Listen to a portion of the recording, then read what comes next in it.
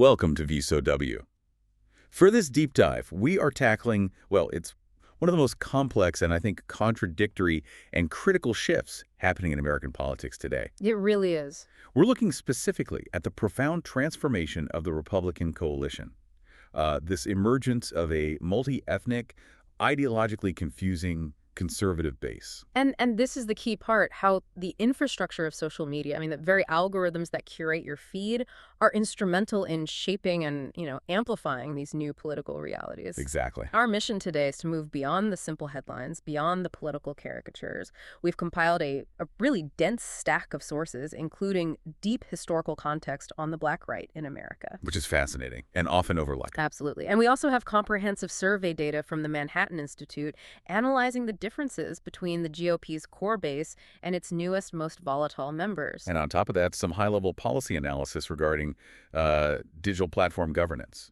Right. So we aim to provide you, the listener, with a clear, structured understanding of why the modern conservative movement is simultaneously broadening its appeal across racial lines while becoming internally unstable and, frankly, profoundly susceptible to conspiratorial thinking. The internal friction it seems immense. It is. Okay, let's unpack this. All right, let's begin with a crucial piece of historical context that, often gets overlooked in our contemporary political discourse. The conventional wisdom, and this is supported by nearly a century of voting patterns, holds that Black Americans are overwhelmingly aligned with the Democratic Party. That's a shift that solidified with the New Deal programs back in the 1930s. Right. And this has meant that for decades, any Black conservative who aligns with the GOP is frequently marginalized, labeled in the Black community as a traitor, a sellout, or in the most derogatory sense, an Uncle Tom. But the sources, they trace a much deeper, more complex intellectual tradition of Black conservatism that, predates the modern Republican Party. And that intellectual tradition is... It's absolutely vital to understand, isn't it? It is. The Black right, even when it wasn't overtly political, has always maintained this core philosophical emphasis that stands in stark contrast to the integrationist and, protest-oriented civil rights establishment. So what's the core of that philosophy? The focus has always been inward. It's about self-help, individual efforts, personal responsibility, and achieving economic empowerment through markets. Rather than big government. Exactly. Rather than relying on big government intervention or race-based political activism to overcome discrimination, they essentially champion the idea that markets, when truly free and anti-discriminatory, are the fastest path to advancement. And the figure who really laid the groundwork for this entire strain of thinking, dating back to the turn of the 20th century, is, of course, Booker T. Washington. His philosophy really established the template. Precisely. Washington, who was instrumental in founding the Tuskegee Institute, called for a strategy of cooperation with Southern whites, an approach known as accommodationism, and he focused intensely on practical economic progress. And this all came together in his famous 1895 Atlanta Compromise speech. It did. And critically, he accepted the reality of racial segregation at the time, arguing that blacks and whites could be as separate as the fingers, yet one as the hand in all things essential to mutual progress. That's such a famous line. It is. And he viewed the agitation of questions of social equality as, and I'm quoting here, an extremist folly that would only provoke white hostility and stall necessary economic advancement. That's a crucial distinction, though. It wasn't that he opposed racial progress, but he saw economic self-sufficiency as the prerequisite for any social or political gain. Yes. And that focus on individual uplift and free market reliance deeply echoes modern Black conservative thought, even if the context has changed so dramatically. It creates a clear lineage. And we see that philosophy manifest again much later, especially as the American political landscape hardened during the Cold War era. Figures arose who were just intensely skeptical of federal intervention and mass movements. George Scaler comes to mind here. He represents a kind of hardcore assimilationist, anti-communist strain that directly opposed the rising tide of Black cultural nationalism. Schuyler is a prime example of the Cold War Black right. He actively opposed communism and was skeptical of the mainstream civil rights approach, believing that full assimilation into American society was the only viable path. And he was pretty scathing in his criticism. He was. Scathing in his criticism of Black cultural nationalism, he famously criticized Black art and literature as nonsense if it attempted to form some unique African-American style, rather than integrating into Western traditions. And his anti-communism was so intense that he became active in far-right organizations like the John Birch Society in the 1960s. He did, viewing figures like Martin Luther King Jr. as dangerously manipulated by communist elements. So this tradition of anti-liberal, market-driven thought and skepticism toward federal solutions was firmly established. But it seems to have gained this explosive momentum after the civil rights victories. Yes, and that was largely fueled by disillusionment with the results of the Great Society programs. So that's the inflection point. That's the inflection point. By the late 1960s and 70s, a cadre of anti-liberal blacks grew intensely frustrated. They argued that the massive expansion of the welfare state, championed by Democrats, had not only failed to eradicate poverty and discrimination, but had perhaps created a cycle of dependency. A cycle that undermined individual and communal responsibility. Precisely. This powerful critique led to the rise of major libertarian intellectuals like Shelby Steele and Thomas Sowell, who championed freedom from group-based identity and really emphasized personal agency and classical liberalism. And in the political sphere, this frustration translated into direct challenges to race-conscious remedies. Absolutely. You saw political figures actively working to dismantle the structures established by the civil rights era because they believed they were counterproductive. Ward Connerly, for example, successfully led efforts to denounce and eliminate affirmative action programs in various states. And, of course, Supreme Court Justice Clarence Thomas. Of course. He has used his judicial authority to aggressively push American society rightward, consistently advocating for a colorblind interpretation of the Constitution that dismisses the need for racially explicit remedies. So this brings us to really the shocking political phenomenon of the late 2010s, the Black Trumpists. Given this long intellectual tradition we just discussed, how do we reconcile that rigorous philosophical conservatism with the raw, emotional, and often non-ideological populism of a figure like Donald Trump? That is the central tension we have to examine. It's a huge question. Is the connection purely opportunistic, or is there some kind of genuine ideological bridge? Well, when you look at the most public-facing example, Kanye West, the shift is just bewildering. I mean, night and day. Completely. West famously condemned President George W. Bush after Hurricane Katrina in 2005, stating, "Bush doesn't care about black people." A defining moment of that era. It was. Yet just over a decade later, he's meeting Trump, he's wearing a MAGA hat, calling Trump his brother, and praising him for giving him a sense of hope that a black person could be U.S. president, a hope he explicitly claimed he did not feel under President Obama. And he framed his support not as allegiance to the GOP platform, but as a statement of being a free thinker.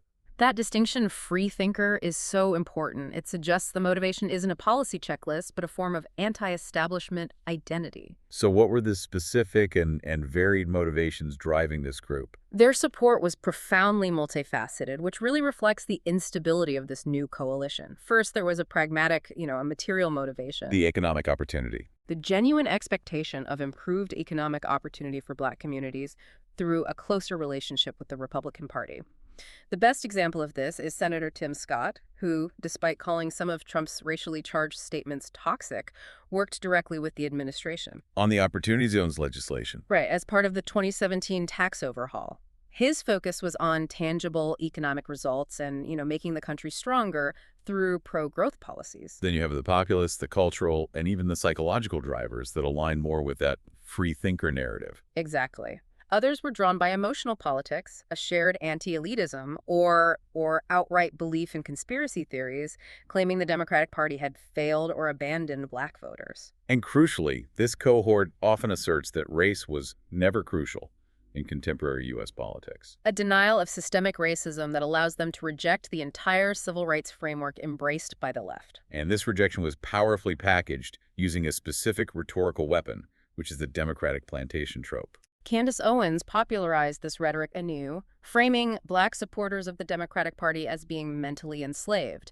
And it's important to note, this trope isn't new. No, it's been around for a while. It was historically used by black Republicans as far back as the 1964 Goldwater election. But Owens repurposed it for the digital age, linking it directly to that free thinker ideology. So what's the effect of that framing? Well, the framing is designed to position black conservatives not just as political dissidents, but as intellectual liberators from a perceived paternalistic and economically stunting servitude imposed by the left. It's a very potent narrative of empowerment through dissent. We also can't ignore the clear gendered appeal in Trump's persona that seems to have drawn specific segments of the African American community. Oh, absolutely. The data supports that black men were consistently more likely to support Trump than black women, and the appeal was intensely cultural. His image as a wealthy, successful, A traditionally masculine figure, it resonated. He was seen as a symbol of manly power by segments of the population feeling alienated or emasculated by modern political and economic realities. and the campaign recognized this cultural alignment. They did. They famously collaborated with figures like rapper Ice Cube on the Platinum Plan, which was aimed at African American economic advancement. This cultural alignment, this rejection of perceived weakness or elitism, it leads directly into one of the most intellectually compelling, yet frankly disturbing, concepts regarding the expanding diversity of the right. And that's the theory of multiracial whiteness. Exactly. This is where we shift from traditional politics to pure ideology. Christina Beltran defines this theory, arguing that multiracial whiteness is less a descriptive racial identity and more a political color. A political color, what does that mean exactly? What it offers minority conservatives is the symbolic benefit of embracing what Ta-Nehisi Coates called white freedom, the freedom to act without criticism, freedom to be proud and ignorant. And by embracing this political color, black and brown Trumpists are able to participate in the politics of aggression, exclusion, and domination historically associated with white nativism. Precisely. So why is that so critical for the Republican Party? Because it provides political cover. The visible diversity of the coalition, the presence of black and brown faces promoting exclusionary ideas, ironically, helps mainstream conservatism avoid the label of racism. So these individuals become ideological shock troops. In a sense, yes. They can deploy arguments against institutional racism and civil rights remedies with an immunity that white conservatives just do not possess. They are, in effect, trading racial identity for ideological inclusion. And we saw the radical application of this political color in the behavior of figures involved in the January 6th Capitol attack. Absolutely. That event showcased how these new exclusionary identities manifest in extremism. You look at Ali Alexander, who identifies as Arab and African American. A key organizer of the Stop the Steal rallies. Yes, and he was actively questioning the legitimacy and even the black identity of Kamala Harris based on her heritage. Similarly, you have Enrique Tarrio, the Afro-Cuban national chairman of the Proud Boys, A neo-fascist, male chauvinist group. who dismissed institutional racism entirely. Tarrio attributed inequality not to historical injustice but to reliance on welfare, and even blamed police shootings of black men on hip-hop culture, glorifying that lifestyle of selling drugs, shooting up. So these individuals are not only non-white, but are actively using their background to promote an exclusionary anti-equity ideology. Fully embodying this transactional concept of multiracial whiteness. The rise of these diverse yet ideologically aggressive figures proves the Republican Party is structurally changing. But to understand the true stability of this shift, we have to move beyond anecdotes and look at the hard data. Right. And a comprehensive survey from the Manhattan Institute divides the current GOP, meaning all registered Republicans, and committed Trump voters into two analytically distinct blocks. And the differences between them are not just stark. They suggest a party fundamentally at war with itself. This is the core data segment of our deep dive. It is. Our framework divides the base into the core Republicans, that's a consistent 65%, who are long-standing, reliably conservative on economic, foreign policy, and social issues. And then the new entrant Republicans? A significant 29%, who are recent first-time GOP presidential voters. Critically, this new entrant group is younger, notably more racially diverse, and most importantly, ideologically unstable. So the primary question the data raises is whether this House divided can stand once the figure unifying them, Donald Trump, is no longer centrally involved. That's the question. So let's look at the policy landscape first. If the core is reliably conservative, how soft are the new entrants on the policies that traditionally define the GOP? So what does this all mean when we look at the numbers? Well, the policy gaps are chasms. I mean, consider the foundational economic principles. Core Republicans overwhelmingly favor cutting government spending by a margin of 71% to 26%. That's textbook conservatism. It is. The new entrants, however, are almost perfectly split on spending versus taxation, with a slight edge for raising taxes on upper-income earners. 48% support higher taxes versus 47% for spending cuts. So this group is fundamentally less committed to small government economic dogma. Not at all. They're clearly willing to use government power to address economic inequality, much like the working class voters we'll discuss later. That's a huge internal conflict. And social issues, which have historically been the gravitational center of the Republican base, show even deeper generational and ideological fissures. They do. When you look at the current GOP under 50, only 25% support fighting for traditional values across the board, meaning actively legislating on issues like gender, sexuality, and marriage. Which is sharply contrasted with the over 50 group. Right, 52% of those over 50. The new entrants are split almost evenly across four very different positions. Fighting for traditional values, simply opposing super woke stuff without legislating, actively avoiding social issues entirely, or even supporting generally progressive positions. So this is absolutely not a reliably traditionalist cohort. Their priorities are clearly elsewhere. Not at all. And this inconsistency is reflected even on hot-button cultural issues, where the GOP is generally monolithic, like transgender rights. The nuance here is subtle, but it's critical. While 72% of the current GOP overall oppose medical or surgical interventions for transgender minors, the new entrants display a distinct softening. How so? They narrowly oppose making such procedures illegal. 49% oppose a ban versus 45% support a ban. So that 4-point difference shows a segment of the GOP that is socially tolerant, or at least skeptical of criminalization, in ways that the traditional core voters fundamentally are not. Exactly. They are culturally conservative in some ways, but not consistently socially reactionary. But the most counterintuitive data point, given the narrative of multiracial inclusion, comes on the subject of diversity, equity, and inclusion DEI and affirmative action. This is where it gets really interesting. Here, the minority members of the GOP are more aligned with the core's anti-woke agenda. This is a remarkable point of intense shared ideological alignment against traditional liberal identity politics. While core Republicans overwhelmingly oppose DEI, 68% to 16%, the new entrant group as a whole is closely divided. But when you disaggregate the minority groups, That's when it gets stark. When you disaggregate the minority groups within the GOP, they are intensely hostile to DEI. 65% of Black Republicans and a stunning 70% of Hispanic Republicans believe DEI should be illegal. 70%. They have fully embraced the party's rhetoric against institutionalized race-based remedies, viewing them as either paternalistic or a form of reverse discrimination. They're essentially using the language of individual meritocracy, a theme going back to Booker T. Washington, to dismantle the mechanisms intended to help their own groups. It's a powerful irony. It is. Let's move to foreign policy, which also suggests the new entrants are highly dislodged from traditional GOP positions. On the global stage, the two groups hold almost reverse strategic positions. Core Republicans view China overwhelmingly as a hostile rival, prioritizing opposition. 60% opposition versus 18% cooperation. And the new entrants. They flip this pattern, preferring engagement and cooperation over opposition. That's 48% cooperation versus 23% opposition. They are far less hawkish and skeptical of global engagement. What about on Israel, a cornerstone of traditional Republican foreign policy? Even there, new entrants hold notably more negative views, with 24% viewing Israel as a settler colonial state or a liability compared to only 12% of the core. So the new entrants are distinctly populist nationalist, prioritizing domestic issues and skepticism toward costly alliances. Over-established Cold War or neoconservative foreign policy, yes. Given these deep fundamental policy schisms, the ultimate measure of this split has to be future stability.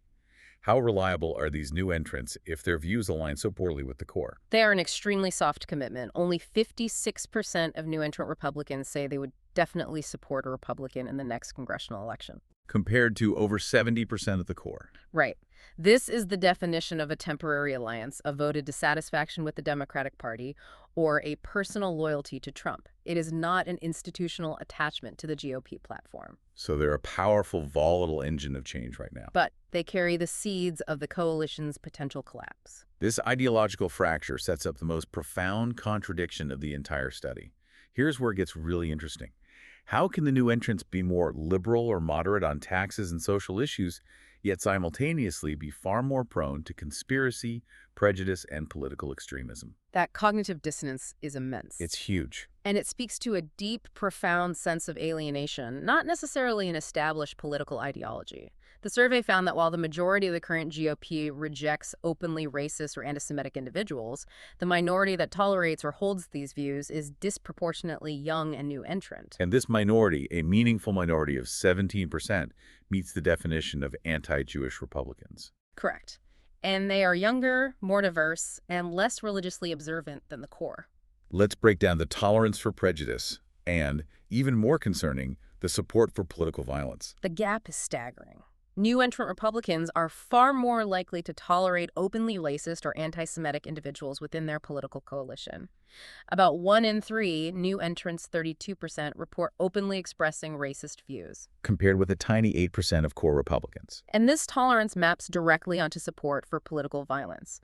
A massive 54% of new entrant Republicans say political violence can be justified, at least sometimes. Compared to only 20% of core Republicans. Yes. 54%. That is a majority of the newest segment of the Republican base justifying violence. Mm. What are the key predictors of this volatility? The strongest predictor is age.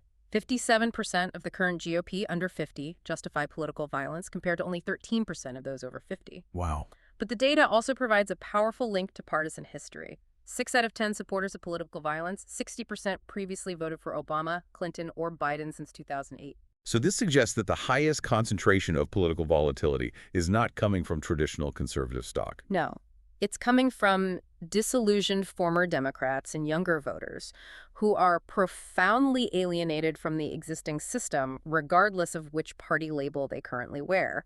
They are anti-system, not necessarily conservative. And their alienation is strongly correlated with a pervasive belief in institutional conspiracy. The link is undeniable. 34% of new entrants believe most or all of the 6 tested conspiracy theories, versus only 11% of the core.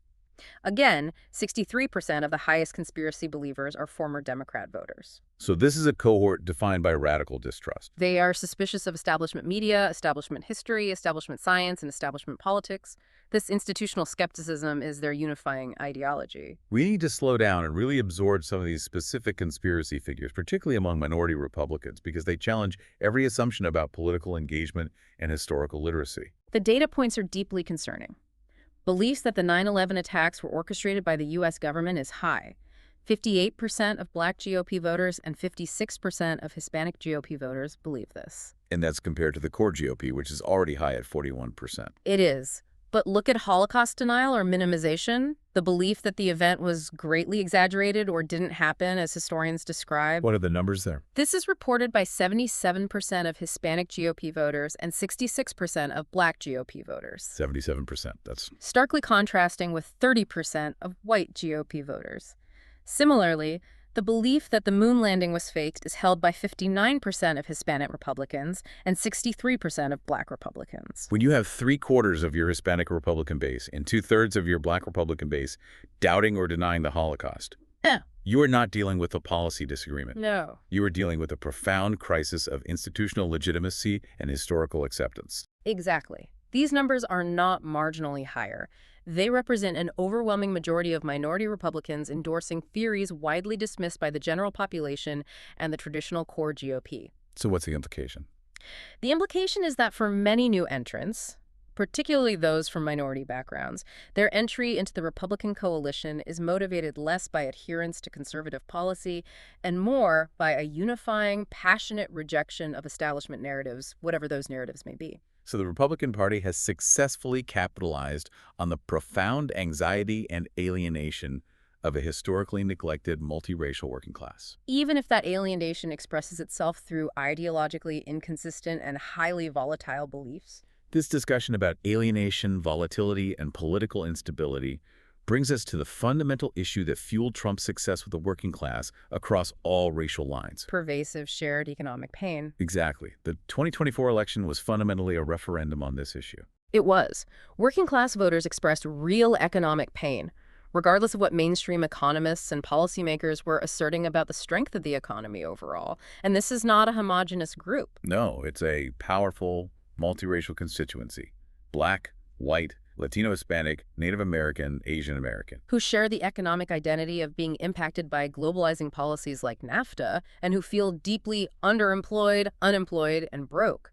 Trump's rhetoric successfully tapped into this unified cross-racial voting bloc that felt neglected or actively harmed by both parties' economic platforms. The voting shifts confirmed that this economic identity was the primary driver of change. Yes, Trump gained significant ground with Latino Hispanic voters, increasing his support from 35% in 2020 to 42% in 2024. And dramatically increased his support among black voters. Doubling from 8% in 2020 to 16% in 2024. And crucially, the overwhelming majority of these gains were concentrated among voters without a college degree. So this demographic, split college-educated versus non-college educated, is now arguably a stronger political cleavage than race itself. I think you could make that argument very strongly. Meanwhile, the sources suggest Republicans were highly effective in leveraging identity politics, not to include minorities, but to actively attack a concept central to the Democratic platform: equity. They turned equity into a highly effective political wedge, making it a dirty word in their base. Republicans successfully criticized diversity, equity, and inclusion DEI initiatives and wokeism as inherently unfair, merit-undermining, and divisive. And this strategy allowed them to undermine the very tools Democrats use to try and address racial disparities. And the distribution of government resources, regardless of whether those tools were actually working. And the sources suggest Democrats struggled partly because of this Republican strategy and partly due to their own approach to identity politics that sometimes missed the broader economic picture. I think that's fair. Democrats struggle to communicate a unified message to the working class because of a perceived very targeted focus on specific identity issues, sometimes at the expense of general economic anxiety. Like Vice President Kamala Harris introducing an opportunity agenda specifically for black men. Right, which included targeted financial tools.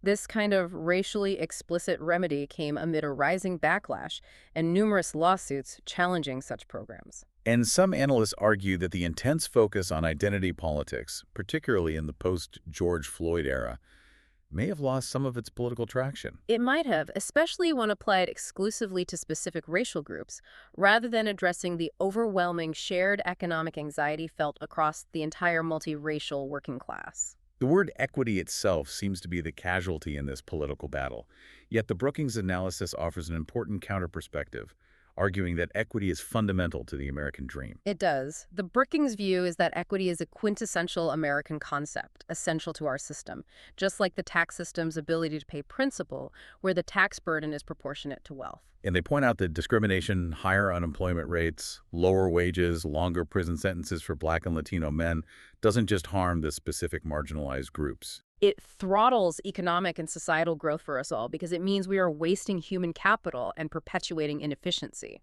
The challenge, then, is that both parties seem to treat equity as a zero-sum game, whereas evidence suggests that addressing inequity could actually grow the proverbial pie for everyone. Precisely. Republicans treat it as a tool of liberal divisiveness and quotas, and Democrats sometimes frame it in exclusionary terms. This means neither party fully addresses the shared pain of the multiracial working class. And that failure is what creates the opening for the populist leader who promises to blow up the system entirely. Exactly. If economic pain is one key unifying force for this new entrant coalition, the other appears to be intensely cultural, specifically. A profound desire for a different style of leadership and a cultural shift away from what they perceive as societal softness. The survey data on masculinity is revealing because it overrides so many policy differences. The current GOP, overwhelmingly, a definitive 69%, believes American society is too feminine and desperately needs more masculine thinking. And this is not a marginal feeling. Not at all. Furthermore, this sentiment is highest among the minority Republican groups. 77% of Black Republicans and 75% of Hispanic Republicans agree. Which suggests a powerful shared cultural alignment that transcends traditional policy conservatism. They are united by a desire for a return to traditional gender roles and aggressive cultural performance. And this cultural preference dictates the type of leader they seek, prioritizing spectacle over steadiness. Absolutely. The current GOP prefers a bold, attention-grabbing leader who often makes headlines and isn't afraid of conflict or drama. That's 53% over a steady, low-profile leader who focuses on results, 39%. And Hispanic Republicans show a particularly strong preference for this bold, masculine, conflict-driven style. 56% to 35%.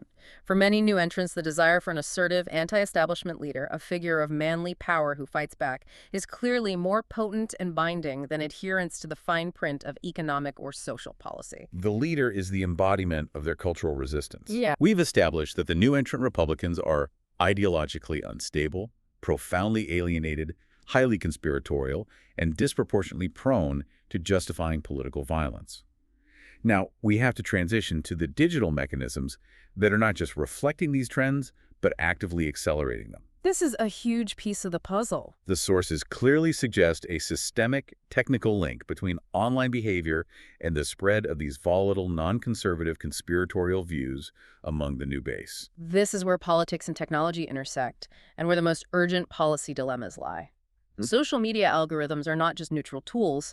They are complex systems built to sort, rank, filter, and moderate billions of pieces of content at a speed and scale impossible for humans. Acting as the primary gatekeepers of political information. Exactly. And while they are essential for security and content management, the fundamental trade-offs involved in their design are central to the current policy debates because of their profound real-world harms, including radicalizing the political fringes. One major limitation of these systems, which directly correlates to the high conspiracism rates and political volatility we saw in the survey, is their predictable and unintended impact on political literacy and institutional trust. It's an unintended consequence driven by maximizing engagement.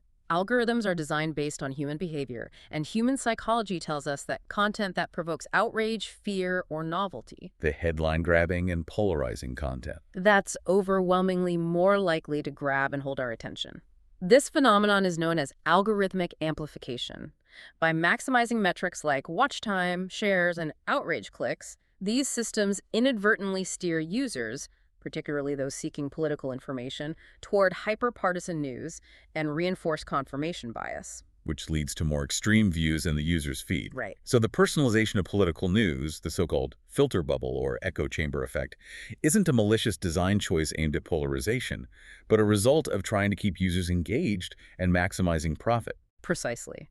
The core goal is personalization and engagement, but the mechanism creates these self-reinforcing information loops, filter bubbles, that limit exposure to different viewpoints and deepen public opinion polarization unintentionally. And when you add the rise of cheap, easily produced AI-generated content and deepfakes to this dynamic, The ability to differentiate fact from fiction rapidly deteriorates.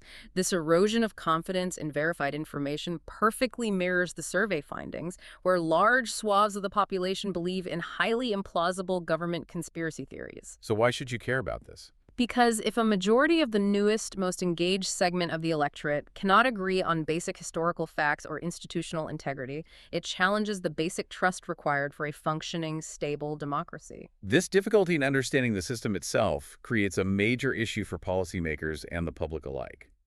The black box problem. The black box problem refers to the inability to understand how complex, proprietary AI algorithms reach their conclusions.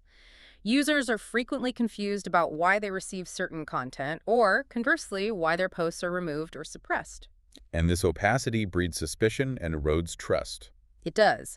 There is a policy demand for greater transparency, but there's a genuine conundrum here. Disclosing too much information about how the algorithms work risks allowing malicious actors, whether foreign state actors or domestic extremists, to abuse the systems for their own disinformation campaigns. So it's a conflict between public accountability and platform security. It's a very difficult balance to strike. Let's discuss how algorithms impact vulnerable groups, which often becomes a significant danger zone for perpetuating systemic harm. Because algorithms are trained by humans on real-world data, they are not neutral. They ingest and perpetuate unconscious societal biases. If these systems are trained on unrepresented, incomplete, or historically skewed data, they can lead to automation bias against specific groups based on ethnicity, politics, or race. And this can take two damaging forms. Right. Either reinforcing stereotypes by amplifying divisive content targeted at minority groups, or, conversely, suppressing content from marginalized groups that challenges cultural norms or powerful interests, thereby limiting their opportunities for meaningful discourse and political organizing. And linking back to the high rates of violence justification and conspiracism we saw in Part 2, Algorithms also play a dangerous role in proactively connecting susceptible bad actors. This is one of the most immediate dangers. The concern is that algorithms may inadvertently connect individuals, particularly young adults who are highly alienated, who search and consume harmful content, leading them rapidly toward radicalization and recruitment into extremist And networks. this connection mechanism was central to the Supreme Court case Gonzalez v. Google. It was, where plaintiffs alleged that YouTube's algorithmic recommendations actively aided and abetted ISIS recruitment by guiding susceptible users toward harmful, radical content. Algorithms are built to connect people based on interest. When that interest is extremist, the machine becomes a network accelerator for radicalization. This inherent complexity means that effective content moderation is a massive policy and technical challenge, especially when we look at issues like global language and cross-cultural communication. The scale is simply overwhelming. There are over 7,000 languages globally, and the sheer volume of content is staggering. AI models designed to detect hate speech and misinformation are overwhelmingly trained on English. Which creates a severe limitation. It does. Misinformation and hate speech spread more easily and are subject to inconsistent moderation in other high-volume languages, such as Spanish or Arabic, because the algorithmic detection is flawed or non-existent.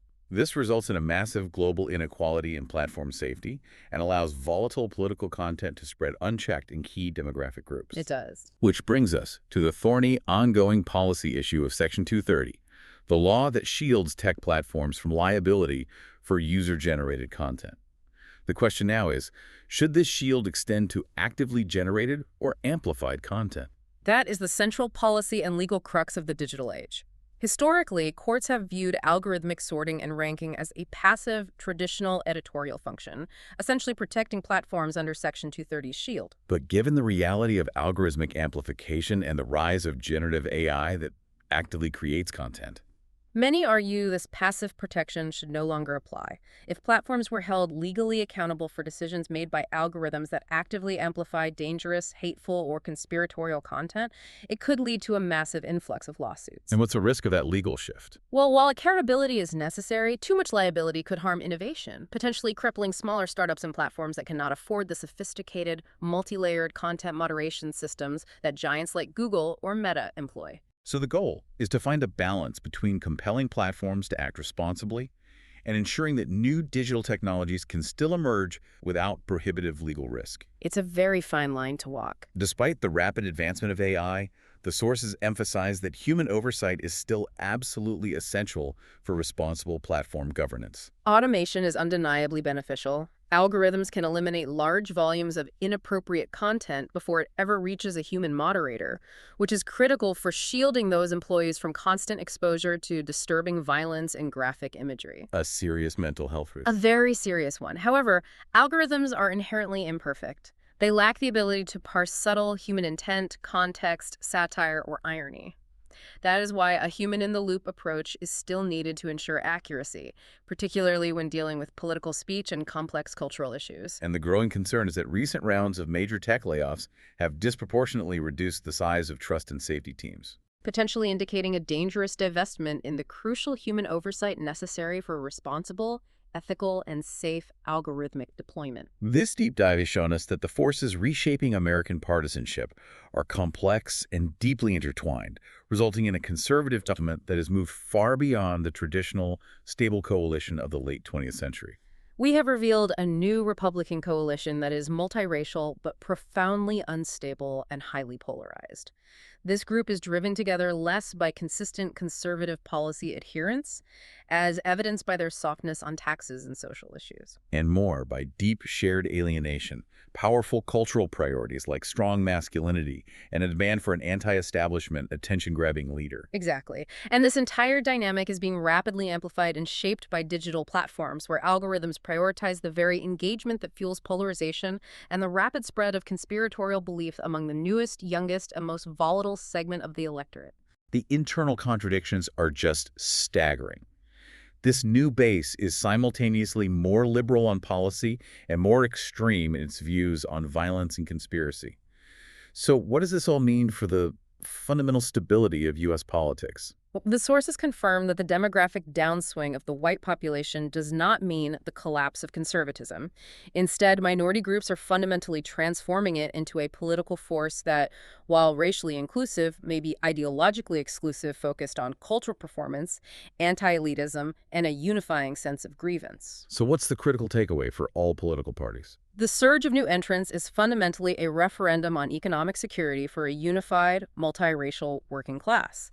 If the Republican Party fails to deliver on that fundamental economic security, which is the core, unfulfilled identity of its new entrants, they will find that avoiding the word equity won't make the underlying pain or the intrinsic instability of their base go away. Which raises a final question for you. How will future political stability be achieved when the most engaged and technologically amplified segment of the voting population, the younger, diverse new entrants, is also the most ideologically inconsistent, the most conspiratorial, and the most prone to justifying political violence? We hope this deep dive gave you some new context for understanding these critical shifts in American political identity and technology. If you enjoyed this thorough analysis, please remember to subscribe, like, and comment to share your insights. Thank you for listening to VSOW.